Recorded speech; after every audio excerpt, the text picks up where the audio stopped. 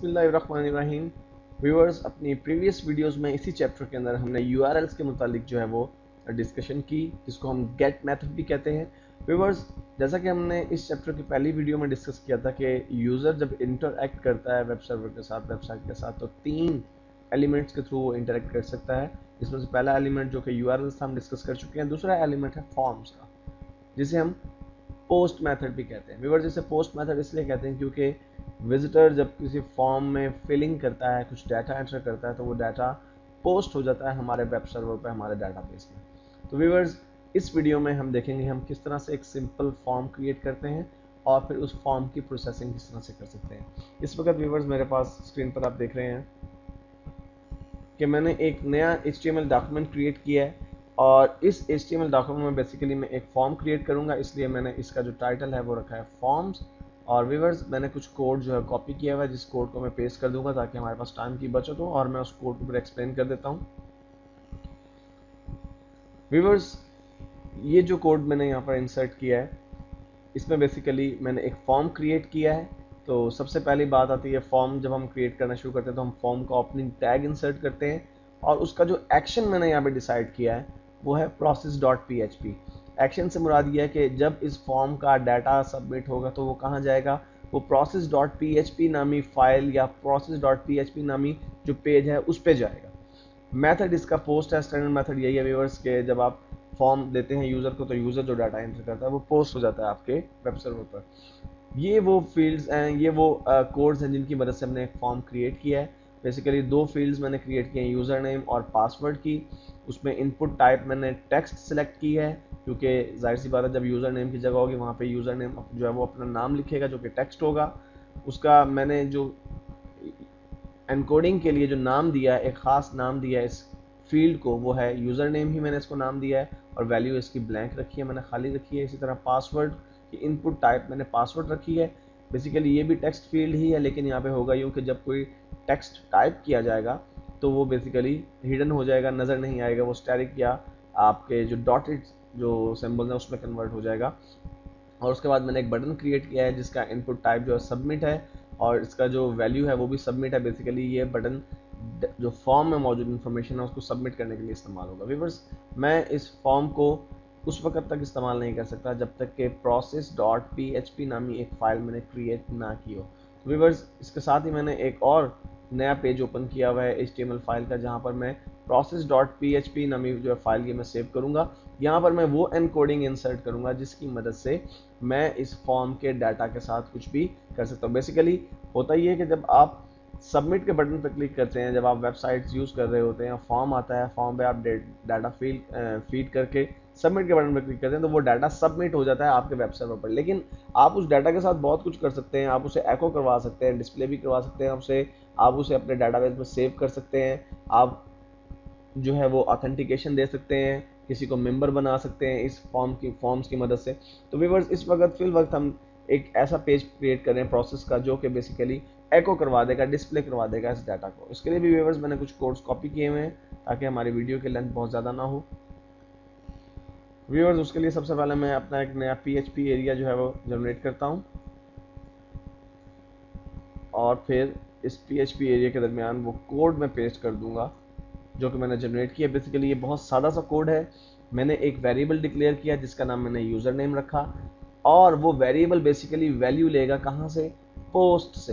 Viewers, जैसा कि हमने अपनी पिछली यूआरएल्स की वीडियो में देखा कि एक हमारी एक अरे क्रिएट हो जाती है जिसे हम यूनिवर्सल ग्लोबल अरे कहते हैं, जो कि ऑटोमेटिकली क्रिएट हो जाती है जब किसी लिंक पर क्लिक किया जाता है। बिल्कुल इसी तरह से जब किसी फॉर्म में मौजूद सबमिट के बटन पर क्लिक किया जाता है तो आप समझ लीजिए कि अंडरस्कोर पोस्ट नाम की एक अरे है जो ऑटोमेटिकली क्रिएट हो जाती है, और उस अरे में जितनी भी इंफॉर्मेशन है वो हम उसे रिट्रीव कर सकते हैं। तो हम बेसिकली यहाँ पे जो मैंने कोडिंग की हुई है वो यही कह रही है कि आप एक वेरिएबल क्रिएट कीजिए, उस वेरिएबल की वैल्यू आप क्या रखेंगे, आपने उस वेरिएबल की वैल्यू लेनी है पोस्ट की जो अरे है उसमें से जो यूज़र नेम है वो वैल्यू आप ले लेनी है। इसी तरह से पासवर्ड नाम का दूसरा वेरिएबल आप क्रिएट कीजिए, और जो आपकी पोस्ट अरे जनरेट हो रही है, ये पोस्ट अरे बेसिकली उस वक्त जनरेट होती है जब आप सबमिट के बटन पर क्लिक करते हैं। तो पासवर्ड नामी फील्ड जो है वहां से वो पिक कर लीजिए। तो इस बेसिकली पेज से होगा ये कि आप जब सबमिट के बटन पर क्लिक करेंगे तो जो एक अरे जनरेट हो जाएगी ऑटोमेटिकली अंडरस्कोर पोस्ट के नाम से, आप उस अरे में से डाटा को रिट्रीव कर रहे हैं। और तीसरी जो आपकी कोड की लाइन है, एको कर रहे हैं आप उन दोनों वेरिएबल्स को, यूजर नेम और पासवर्ड के वेरिएबल को। बेसिकली व्यूअर्स आप ये देखिए कि हमने यहाँ पे यूजर नेम और पासवर्ड सेम वही स्पेल के साथ यूज किए हैं जो कि हमने अपने इस पेज के अंदर यूजर नेम और पासवर्ड जो है वो स्पेलिंग यूज किया। अगर यहाँ पे स्पेलिंग में डिफरेंस होगा तो डेफिनेटली वो वेरिएबल को यहाँ से पिक नहीं कर सकेगा। तो व्यूअर्स हम इन दोनों फाइल्स को सेव करते हैं PHP के तौर पे। मैं इसे सेव करता हूँ अपने उसी फोल्डर में जहाँ पर हमारी बाकी फाइल सेव हैं, और इसका मैं नाम रखता हूँ व्यूअर्स forms.php, और डेफिनेटली फाइल टाइप में से हम इसकी PHP फाइल टाइप सेलेक्ट करेंगे। सेव कर देता हूँ व्यूअर्स इसे। और मुझे लाजमी तौर पर अपने इस पेज को process.php के नाम से सेव करना है। उसकी वजह यह क्योंकि इस पेज का रेफरेंस मैंने दिया हुआ है अपने इस फॉर्म में, यहाँ पे देखिए एक्शन process.php के नाम से। बेसिकली जब आप सबमिट के बटन पर क्लिक करेंगे तो एक्शन क्या होगा कि process.php के कोड को एग्जीक्यूट किया जाएगा। तो मुझे इस पेज को लाजमी तौर पर process.php के नाम से सेव करना। मैं Ctrl+S प्रेस करता हूँ और इसका नाम process.php रखता हूँ, और व्यूअर्स इसकी फाइल टाइप भी मैं यहाँ से PHP ही सिलेक्ट करूँगा और सेव कर देता हूँ इस फाइल को भी मैं। अब व्यूअर्स हम करेंगे ये कि सबसे पहले तो मैं इस फॉर्म को जो है डिस्प्ले करवाता हूँ अपने ब्राउज़र में।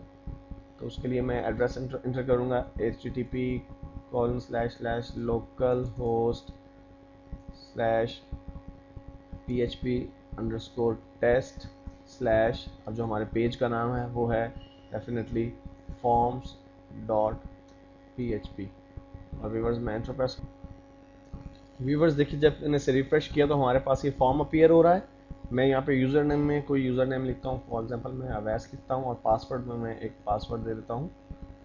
और इसको व्यूअर्स जब मैं सबमिट के बटन पर क्लिक करूँगा तो जैसा कि हमने देखा कि हमने सबमिट के साथ एसोसिएट किया हुआ दूसरे पेज को, यानी हमारा ये पेज प्रोसेस हो जाएगा और जो process.php का कोड है वो काम करेगा। और उस कोड में हमने ये लिखा है कि एको करवा दीजिए इन दोनों वेरिएबल्स को। मैंने सबमिट के बटन पर क्लिक किया व्यूअर्स, और आप देख रहे हैं अवैस और उसके बाद 1 2 3 4 5 हमारे पास दोनों जो वैल्यूज़ हैं, यानी यूज़र नेम और पासवर्ड दोनों की जो वैल्यूज़ मैंने इंसर्ट की थी वो नेक्स्ट पेज पे एको हो रही हैं। व्यूअर्स डेफिनेटली ये एक इंतहाई सादा फॉर्म है। आप इसमें बहुत सारी हम इसमें एडिशंस करेंगे।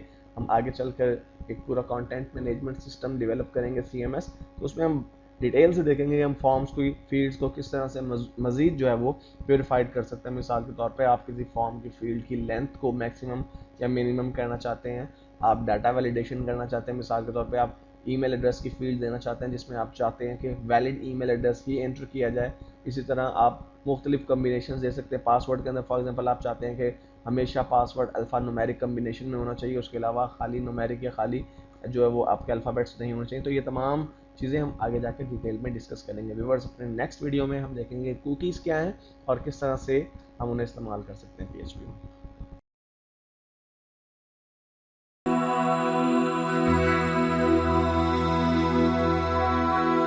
बिस्मिल्लाहिर्रहमानिर्रहीम। व्यूअर्स अपनी पिछली वीडियोस में हम URLs, लिंक्स और उसके साथ हम फॉर्म्स को डिस्कस कर चुके हैं। जैसे कि मैंने इस चैप्टर में पहली वीडियो में डिस्कस किया था कि 3 तरीकों से इंटरेक्शन हो सकता है विजिटर का आपकी वेबसाइट के सर्वर के साथ, वेब सर्वर के साथ। तो उनमें से पहले 2 तरीकों को हम डिस्कस कर चुके हैं और तीसरा तरीका कुकीज़ का है। व्यूअर्स सबसे पहले हमें बहुत क्लियर अंडरस्टैंडिंग डेवलप कर लेनी चाहिए कि कुकीज़ क्या हैं। उसके बाद हम देखेंगे कि हम कुकीज़ को किस तरह से क्रिएट कर सकते हैं। व्यूअर्स जब आप वेबसाइट्स को ब्राउज करते हैं, आप वेबसाइट्स को विजिट करते हैं, तो बेसिकली छोटी छोटी इंफॉर्मेशन जो कि टेक्स्ट की सूरत में आपके हार्ड ड्राइव पर सेव हो जाती है उसे हम कुकीज़ कहते हैं। बेसिकली इस इंफॉर्मेशन की वजह से या कुकीज़ की मदद से वेबसाइट ज़्यादा बेहतर तरीके से इंटरेक्ट कर सकती हैं यूज़र के साथ, बहुत सी चीज़ें मेमोराइज कर सकती हैं, याद रख सकती हैं यूज़र के बारे में। व्यूअर्स इस एतबार से कुकीज़ इंतहाई अहम है।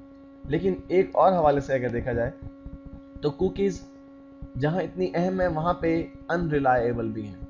वो इस तरह से कि आप कुकीज़ से मिलने वाली इंफॉर्मेशन पर रिलाय नहीं कर सकते। उसकी वजह यह है कि कुकीज़ चूंकि यूज़र की हार्ड ड्राइव में सेव होती हैं और कोई भी यूजर अपने हार्ड ड्राइव पे जो कुकीज मौजूद हैं उनको एक्सेस कर सकता है, उन्हें डिलीट कर सकता है, उन्हें चेंज कर सकता है, अमेंड कर सकता है। इसलिए कुकीज से मिलने वाली इंफॉर्मेशन बहुत ज़्यादा रिलायबल नहीं हो सकती, बट स्टिल यूजर्स जो है जब वेबसाइट्स को यूज़ करते हैं तो कुकीज जनरेट होती हैं और वेबसाइट्स उन कुकीज की मदद से इंटरैक्ट भी करते हैं अपने यूजर्स के साथ। इसलिए ये एक तरफ बहुत अहम भी है और एक तरफ अनरिलायबल भी है। व्यूअर्स, यहाँ पर ये बात बताना चलूँ कि कुकीज किसी किस्म की थ्रेट जनरेट नहीं करते यूजर के लिए। मिसाल के तौर पे कुकीज में कोई वायरस जो है आप नहीं रख सकते, कुकीज के अंदर वायरस कंटेन नहीं हो सकता। कुकीज की मदद से आप किसी यूजर की कंप्यूटर में पड़ी हुई फाइल्स को रीड नहीं कर सकते, उसकी हार्ड ड्राइव में जो डाटा पड़ा हुआ है उसे एक्सप्लोर नहीं कर सकते। अलबत्ता हैकर्स समटाइम ऐसा करते हैं कि आपके हार्ड ड्राइव में जो कुकीज़ मौजूद होती हैं, अगर आपने कोई इंटरनेट पे ऑनलाइन परचेजिंग की है, आपने क्रेडिट कार्ड को यूज़ किया, तो समटाइम एक्सपर्ट हैकर्स उन कुकीज़ की मदद से कुछ इन्फॉर्मेशन गैदर कर सकते हैं। अगर वो आपके कंप्यूटर को हैक कर लें तो डेफिनेटली वो आपके कंप्यूटर में मौजूद कुकीज़ तक भी एक्सेस कर सकते हैं, और अगर कुकीज़ तक एक्सेस कर लें तो चांस है कि वो आपकी क्रेडिट कार्ड इन्फॉर्मेशन को भी जो है वो हैक कर सकते हैं। तो व्यूअर्स, ये कुकीज का ब्रीफ सा तारुफ था। अपनी नेक्स्ट वीडियो में हम देखेंगे हम कुकीज किस तरह से क्रिएट करते हैं और किस तरह से हम कुकीज की वैल्यू को डिस्प्ले कर सकते हैं।